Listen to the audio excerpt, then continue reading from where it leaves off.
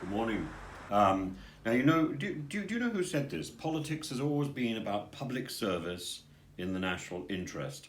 It was David Cameron, and he was standing there on the steps of number 10 with his children by his side, Samantha, resigning. And it was a really impressive speech. It was it was an image of probity. And yet, this same man is now admired in the Greensill scandal. I'll talk about that in a second, but I want to put my cards on the table because I've known David Cameron in a way for many, many years, certainly since he was at university. And when he was the MP in Witney, he was my MP, and he was very, very helpful in the case that we had going through the European Court of Human Rights. He was at that point the leader of the opposition. But before that time, I remember at Oxford, I was told very specifically to avoid him. And I was encouraged to walk on the other side of the road when he was passing. I knew that he had a dodgy reputation from school. Now, I was able to put that aside when he became an MP. And I thought he was a tremendous Prime Minister.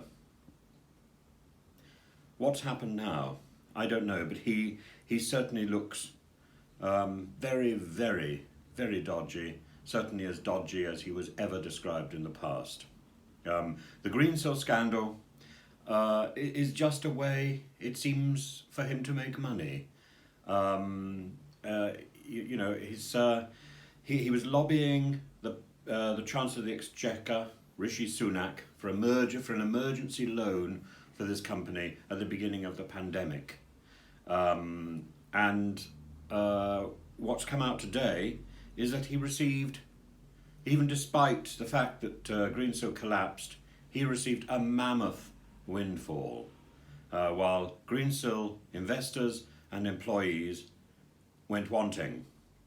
And it didn't stop there because he was also lobbying the German government and would have gone much further, but that a ministry official whose name was Jor Kukies refused to have the meeting.